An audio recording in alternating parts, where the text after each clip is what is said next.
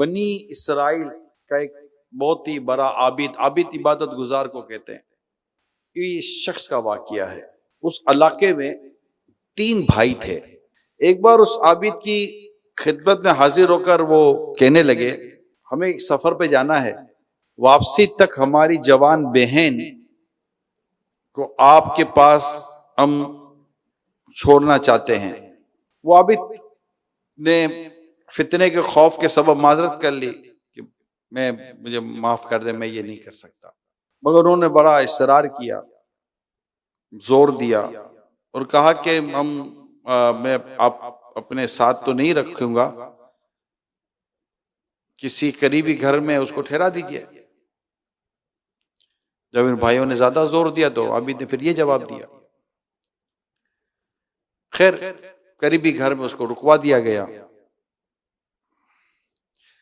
आबिद जो थे वो अपने इबादत खाने के दरवाजे के बाहर खाना रख देते और वो उठाकर ले जाती। कुछ दिनों तक तो ऐसा होता रहा।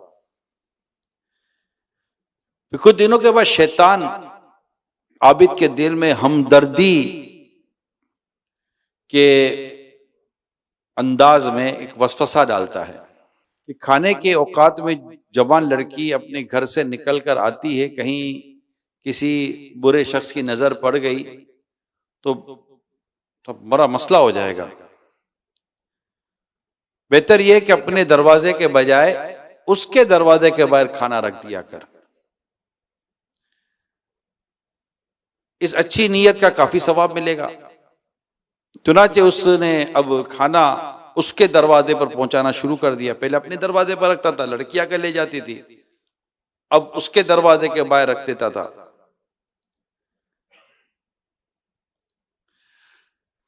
चंद रोज बाद शैतान ने फिर वसवसे के जरिए आबिद का जज्बा हमदर्दी उभारा। बेचारी चुपचाप अकेली पड़ी रहती है, आखिर इसकी वहशत दूर करने की अच्छी नीयत के साथ बातचीत करने में क्या गुनाह है। यूं भी तो तुम बहुत परहेजगार आदमी हो, नफ्स पर तुम काबू पा लेते हो, सवाब का काम है, उसकी वहशत, उसकी तनाई दूर हो जाएगी। तुम्हारी बहन की जगह तो है। चुनाचे बातचीत का सिलसिला शुरू हुआ। जवान लड़की की सुरीली आवाज आबिद के कानों में रस घोलने लगी और दिल में उल्टे सीधे ख्यालात आना शुरू हो गए। शैतान ने मजीद उकसाया, यहां तक कि ना होने वाला काम भी हो गया और उसे मुंह काला कर बैठा।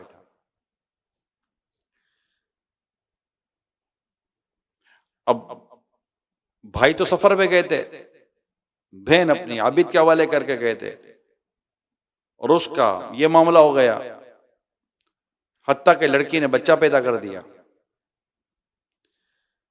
शैतान ने दिल में वसवसों के जरिए खौफ दिलाया कि लड़की के भाइयों ने बच्चे को देख लिया तो बड़ी रुसवाई होगी, लिहाजा इज्जत प्यारी है तो इस बच्चे का गला घोंटकर जमीन में गाड़ दे।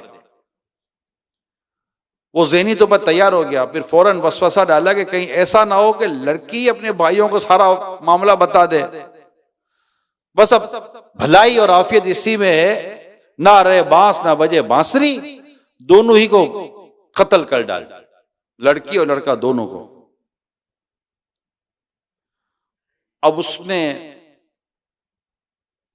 दोनों को कत्ल करके उसी मकान में गड्ढे में खोदकर दफन कर दिया और जमीन उसने बराबर कर दी। जब तीनों भाई सफर से वापस लौटे और जब उस शख्स के पास पहुंचे, आबिद के पास, उसने बड़े अफसोस के साथ कहा कि आपकी बहन तो फौत हो गई, आइए उसकी कब्र पर फातिया कर लीजिए। तो आबिद ने कब्रिस्तान ले गया और एक कब्र दिखाकर झूठ मूठ कहा कि ये आपकी मरहुमा बहन की कब्र है, फातिया कर लीजिए। खैर फातिया पड़ी और रंजीदा अफसोस करते हुए भाई घर वापस आ गए। रात शैतान एक मुसाफिर की सूरत में तीनों भाइयों के ख्वाबों में आया और उसने आबिद के तमाम काले कारनामों को बयान कर दिया और जहां पर उसने अपनी इसकी बहन को और लड़के को दफन किया था, वो पता भी बता दिया कि तुम यहां इसने दफन किया है। ये तीनों भाई उठे और अपना ख्वाब एक दूसरे को सुनाया। तीनों ने मिलकर ख्वाब में की गई निशानदही के मुताबिक जमीन खोदी। वाकई वहां बहन और बच्चे की ज़ब्ह की हुई लाशें मौजूद थी। वो तीनों आबिद पर चढ़ दौड़े। उसने अपना जुर्म कबूल कर लिया। बादशाह के दरबार में शिकायत की गई, मुकदमा दायर किया गया। आबिद को उसके इबादत खाने से घसीट कर निकाला गया और सूली देने का फैसला हो, यानी इसको फांसी दे दी जाए। जब सूली पर चढ़ाने के लिए लाया गया तो शैतान उस पर जाहिर हुआ, कहने लगा, मुझे पहचान, मैं तेरा वही शैतान हूं जिसने तुझे औरत के फितने में डालकर जिल्लत की आखिरी मंजिल तक पहुंचाया है। खैर, घबरा मत, मैं बचा सकता हूं, मगर शर्त यह कि तुझे मेरी इताअत करनी होगी। मरता क्या ना करता। आबिद ने कहा, मैं तेरी हर बात मानने के लिए तैयार हूं। उसने कहा, अल्लाह का इनकार कर दे और काफिर हो जा। बदनसीब आबिद ने कहा, मैं खुदा का इनकार करता हूं और काफिर होता हूं। शैतान एकदम वहां से गायब हो गया। सिपाहियों ने फौरन उस बदनसीब आबिद को दार पर खींच कर लटका दिया, मर गया। औरत के फितने ने एक आबिद को कुफर तक लाकर खड़ा कर दिया, ईमान बर्बाद कर बैठा। अल्लाह अल्लाह अल्लाह, क्या नौजवान, क्या बड़े यार। अल्लाह की पनाह, औरत के फितने में मुब्तला होने की तादाद इतनी बढ़ती जा रही है। मसला तो बेपर्दगी भी है, मैं भी मानता हूं। बेपर्दगी, बेशर्मी, बेहयाई, सोशल मीडिया और भी बहुत सारी चीजें हैं। अट्रैक्शन बहुत है शादियों में, दावतों में, अच्छा फिर कंपनीज के अंदर, मार्केटों के अंदर, फिर mobile phone, messages, SMS, video calling, इतनी अपॉर्चुनिटी बढ़ चुकी है गुनाह करने की। और इस तरह बदनिगाहियां, फिर तस्वीर, फिर एडवर्टाइजमेंट, बिलबोर्ड्स, किस किस चीज का नाम दिया जाए। एयरपोर्ट पे जाएं, ट्रैवलिंग करें, जहां भी जाएं, बसेस, ट्रांसपोर्टेशन, अल्लाह की पनाह। फैमिलीज, दावतों में बड़े बूढ़ों ने मतलब रोकना बंद कर दिया, बल्कि रुको तो कहते कि कोई नहीं कोई नहीं, बहन है बहन है, बहन जैसी है। अरे बहन जैसी है, बहन नहीं है। भाई जैसा है, भाई नहीं है। मां जैसी है, मां नहीं है। बेटा जैसा है, बेटा नहीं है। ये अब्बा जैसा है, अब्बा नहीं है। ये जैसा समान, बहन समान, भाई समान, ये समान ऐसा हटता पता भी नहीं चलता। अरे या तो भाई बहनों के केस पकड़े जाते हैं यार, कौन सी दुनिया में जी रहे हो। इतना ये सुलगता हुआ मौजू है और कोई मतलब झिझक खत्म हो गई है। और अगर आप अब्रॉड चले जाएं, बाहर वेस्टर्न कंट्रीज में जाएं, तो वहां तो जैसे हम मर्द आपस में हाथ मिलाते हैं, इस तरह मतलब मेल फीमेल हाथ शेक हैंड जिसको बोलते हैं, हाथ मिलाते। अगर हाथ में मिलाओ तो ये बैड मैनर्स, यानी इसके पास तरीका नहीं है, अखलाक नहीं है। कैन यू इमेजिन, ये हालत है। जी हाँ, मैं मुस्लिम्स की भी बात कर रहा हूं। और अब तो पता ये चला, जब हमने इस मौजू को लिया, पता चला ये हाथ मिलाना तो बहुत पीछे रह गया। अब तो जैसे मर्द आपस में गले मिलते हैं, इस तरह मर्द और अजनबी, मर्द और औरत, गैर महरम मर्द और औरत, ये आपस में गले मिलते हैं। जैसे कि हम आपस में बगल गिर होते हैं, तो ये आपस में गले मिलते हैं। अल्लाह की पनाह, अल्लाह की पनाह। शर्म नबी, खौफ खुदा, ये भी नहीं वो भी नहीं। अब मुसीबत एक और ये है कि भाई बहन के सामने गैर औरत से मिलता है और बहन भाई के सामने गैर औरत से, गैर मर्द से मिलती है। दोनों को भी एक दूसरे के मामले में शर्म हया नहीं आती। शोहर अपनी बीवी को लेकर जा रहा है पार्टियों के और दावतों के नाम पर, वहां बेपर्दगी हो रही है। और ऐसी ऐसी पार्टीज, ऐसी ऐसी दावतें हमारे कल्चर का हिस्सा बनी हुई हैं। सिर्फ पाकिस्तान की बात नहीं कर रहा मैं, मदनी चैनल एक इंटरनेशनल है। मैं ऑल ओवर द वर्ल्ड एक सिचुएशन को मैं आपके साथ डिस्कस कर रहा हूं कि अब मतलब के दावतों का माहौल बिल्कुल बदल चुका है। और जो मेरी इंफॉर्मेशन हैं, जो मेरी डिस्कशंस होती हैं, आपको शायद हो सकता है कि पता हो, लेकिन जो मेरी इंफॉर्मेशन से वो ये है कि अब तो दावतें है ही ऐसी कि दावतों में गए और औरत गैर मर्दों में इस तरफ निकल जाएगी, मर्द उस तरफ निकल जाएगा, फिर बदकिस्मती के साथ आपस में डांसिंग, तो सॉन्ग सिंगिंग, तो सॉन्गिंग, वल्लाह आलम क्या अला बला आ गया है। अब मुझे बताइए कि ये फितने इतने बढ़ चुके हैं, एक आबिद इबादत गुजार शख्स जो अपने अलग से बैठकर इबादत करता था, एक लड़की के फितने में ऐसा मुब्तला हुआ कि कुफर पर उसकी मौत हो गई, ईमान बर्बाद कर बैठा अपना। क्या ये हिकायत हमारे लिए काफी नहीं? और ये हमारे नौजवान अल्लाह की पनाह इश्क मजाजी में पड़ गए। लड़की के लिए जरूरी है बॉयफ्रेंड होना, लड़के के लिए जरूरी है गर्लफ्रेंड का होना। जिंदगी अधूरी है जैसे कि खाने में नमक ही नहीं है। गर्लफ्रेंड बॉयफ्रेंड, मोबाइल में जब तक 10-20 लड़कियों का नंबर ना हो और लड़कियों के मोबाइल में 10-20 लड़कों का नंबर ना हो, आपस में पिकनिकें होती हैं, आपस में शॉपिंग्स होती हैं, आपस में घूमना फिरना होता है, आपस में तफरीहात होती हैं, इंटरटेनमेंट के नाम पर जमा होते हैं। अल्लाह की पनाह, क्या इस्लाम, दीन, शरीयत, रसूल पाक सल्लल्लाहु अलैहि वसल्लम का जो दर्स हया है, क्या वो इस बात की किसी मुसलमान को इजाजत देगा? नामुमकिन, इम्पॉसिबल। ये सब बेअमली है, इसे कोई कल्चर का नाम नहीं दिया जा सकता, ये बेशर्मी है। इससे कोई तरक्की का नाम नहीं दिया जाता कि जनाब ये तरक्की नहीं है, बेहयाई है। क्या मतलब कि आधा नंगा होने से रॉकेट बन जाएगा? क्या बेपर्दगी जितनी बढ़ेगी तो क्या मतलब कि जहाज बनेंगे? जितनी ज्यादा बेशर्मी बेहयाई बढ़ेगी तो क्या कंप्यूटर नए नए इजाद होना शुरू हो जाएंगे? बेशर्मी और बेहयाई अलग है, तरक्की अलग है यार। तरक्की कैसे अलग, इससे ताल्लुक किया, बल्कि ये चीजें तो तरक्की को खा जाएंगी। जब हमारा नौजवान, हमारा पढ़ने लिखने वाला तबका जब ये बेशर्मी बेहयाई और इस तरह इश्क मजाजी में पड़ जाएगा, खुदकुशियां करेगा, कर जाते, मोहब्बत हो जाती है, स्कूल में मोहब्बत हो गई, कॉलेज, आपके सामने को मैं कोई धकी चुपी बातें तो नहीं कर रहा। स्कूलों के अंदर लड़कियों ने एक दूसरे को गोली मारी, आपस में खुद को गोली मारी। क्या फांसी नहीं देते लड़के? क्या खंजर से अपने आप को कत्ल नहीं करते? क्या कूद के जान नहीं दे देते? क्या लड़की फांदा नहीं लगा लेती? इसके मजाजी के चक्कर में लड़का नहीं मिला, मर गई। अब क्या मिलेगा तुझे भाई? वो लड़का जो लड़की नहीं मिली, शादी हो गई, मर गया। अब मर गया, अब क्या मिलेगा? खुदकुशी, हराम, जहन्नम में ले जाने वाला काम। अरे कुछ तो अक्ल के नाखून लो। मोहब्बत करनी है तो करो ना प्यारे रसूल पाक सल्लल्लाहु अलैहि वसल्लम से। ये कैसी मोहब्बत है, जरा गौर तो करो। आप इसके मजाजी की बात करते हो। आप जिससे मोहब्बत करो उससे अगर कोई और कहे कि मैं इससे मोहब्बत करता हूं तो दुश्मनी हो जाती है। और मुस्तफा करीम की ऐसी मोहब्बत है कि जो मुझे कहे कि मुझे रसूलुल्लाह से मोहब्बत है तो मुझे उस मोहब्बत करने वाले से मोहब्बत हो जाती है। ये मोहब्बत है जो मोहब्बत हमें दुनिया और आखिरत के दर्जे देती है, तरक्की देती है। ये मोहब्बत पर आओ ना। मोहब्बत रसूल, मोहब्बत इलाही, मोहब्बत साहबा, मोहब्बत अहले बैत, ये मोहब्बतें हैं कि जिन मोहब्बतों में आकर इंसान दुनिया और आखिरत बेहतर बनाता है। हम इस चक्कर में पड़ गए, बदनिगाह लड़के ढूंढते हैं ऐसी जगह जहां लड़की मिलेगी, और उधर चल लड़कियां होती हैं। लड़कियों को भी शरारत कम है, उधर लड़के होंगे उधर निकलते हैं। ये सब शैतान की शरारतें हैं, शैतान की शरारतें।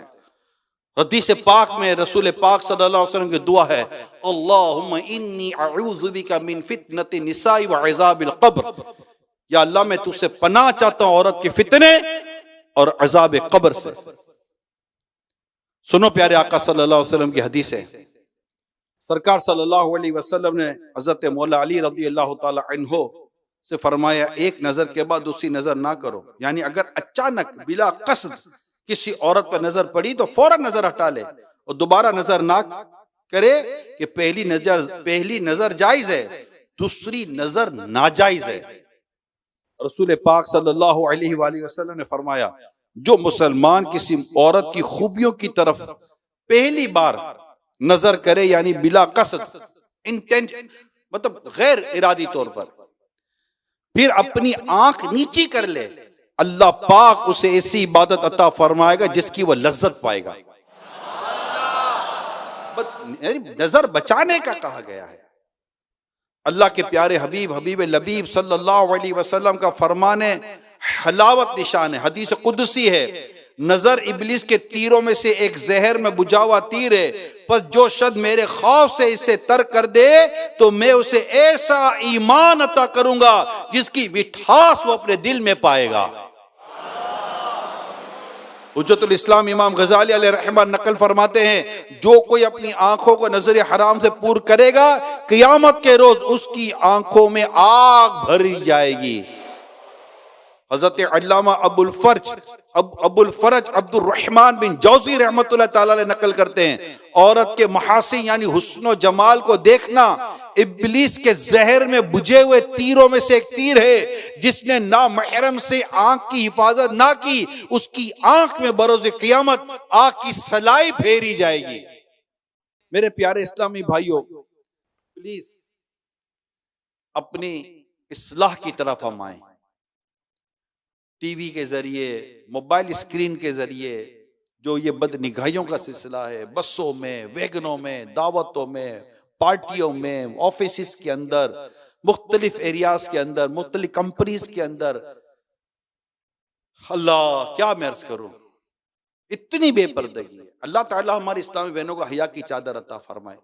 अल्लाह करे कि वो बुर्का पहनने वालियां बन जाएं, पर्दा करने वालियां बन जाएं, शरई पर्दा करने वालियां बन जाएं। अल्लाह करे, अल्लाह करे, अल्लाह वो दिन लाए। मज़ार बेपर्दगी बहुत बढ़ गई है।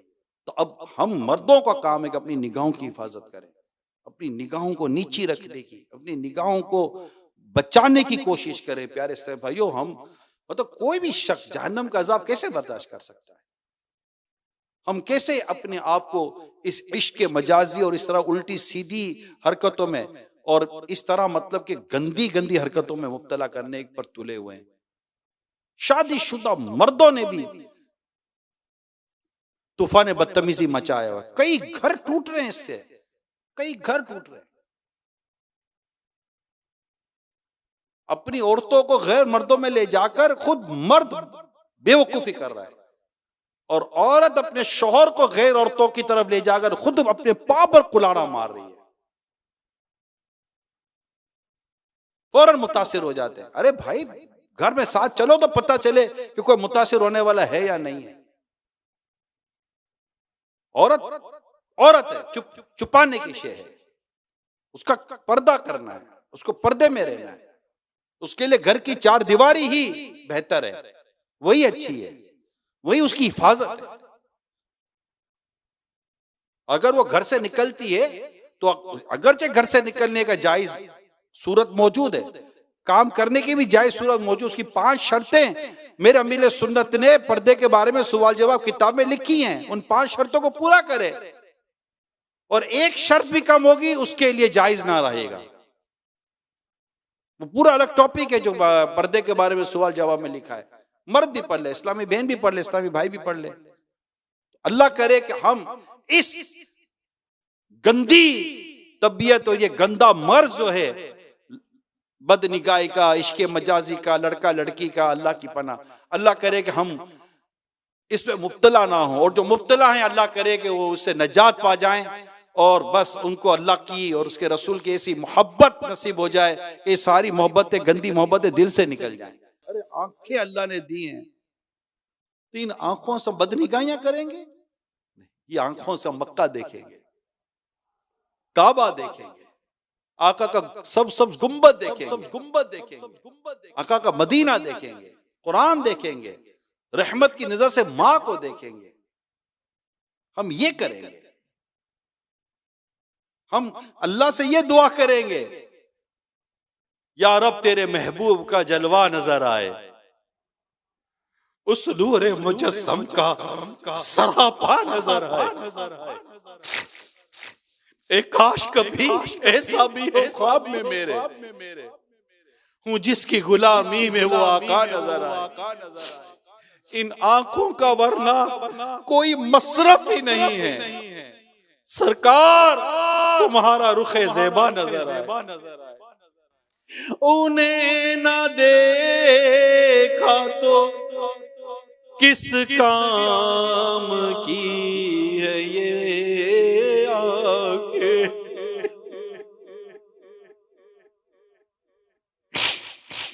उन्हें ना देखा तो किस काम की है ये आंखें